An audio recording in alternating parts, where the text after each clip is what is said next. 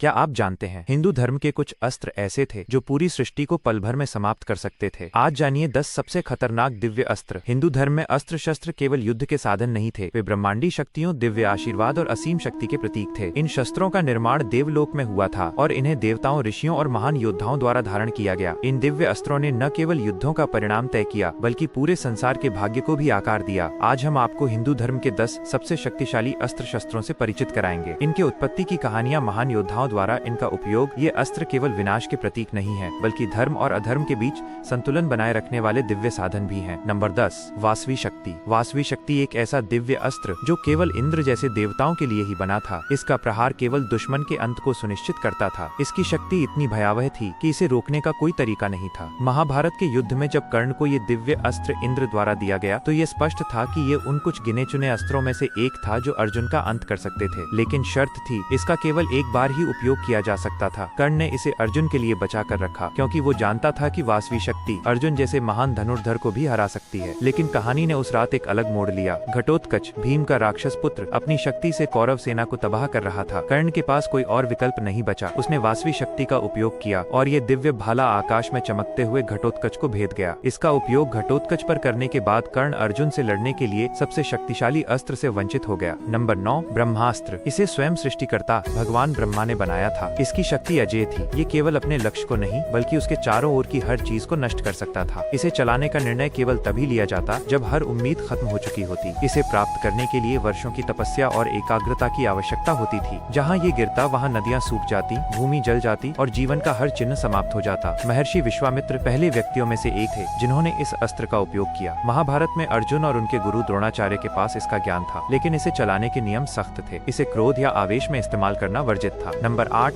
वज्र। इंद्र का दिव्य शस्त्र वज्र, थंडरबोल्ट, हिंदू पौराणिक कथाओं में सबसे प्रतिष्ठित अस्त्रों में से एक है। इसकी उत्पत्ति का गहरा प्रतीकात्मक महत्व है। जब देवता असुर वृत्रासुर के सामने असहाय हो गए थे तब महर्षि दधीचि ने अपने प्राणों का त्याग कर अपनी अजेय हड्डियां इंद्र को दान कर दी। दिव्य वास्तुकार विश्वकर्मा ने उन्हीं हड्डियों से वज्र का निर्माण किया। वज्र बिजली की विनाशकारी शक्ति और हीरे की दृढ़ता का संगम है। भगवत गीता में स्वयं श्री कृष्ण ने कहा है, शस्त्रों में मैं वज्र हूँ। नंबर 7, रुद्रास्त्र। ये भगवान शिव की दिव्य शक्ति और उनके प्रचंड क्रोध का प्रतीक है। इसमें 11 रुद्रों की ऊर्जा समाहित होती है। जब यह अस्त्र छोड़ा जाता है तो ये मार्ग में आने वाली हर चीज को राख में बदल देता है। महाभारत के युद्ध में कर्ण ने अर्जुन के खिलाफ इसका आह्वान किया था। प्राचीन कथाओं के अनुसार इसका उपयोग उन दैत्यों को समाप्त करने के लिए किया गया था जो सामान्य योद्धाओं से 1000 गुना अधिक शक्तिशाली थे। नंबर 6, वैष्णवास्त्र। भगवान विष्णु द्वारा रचित यह अस्त्र अपनी अचूक सटीकता के लिए जाना जाता है। महाभारत में इसे राजा भगदत्त ने अर्जुन के खिलाफ चलाया था, लेकिन भगवान कृष्ण ने, जो विष्णु के अवतार थे, बीच में आकर उस अस्त्र की शक्ति को बिना किसी नुकसान के अपने अंदर समाहित कर लिया। वैष्णवास्त्र की शक्ति इतनी प्रचंड थी कि ब्रह्मांड में भगवान विष्णु को छोड़कर कोई इसका सामना नहीं कर सकता था। नंबर 5,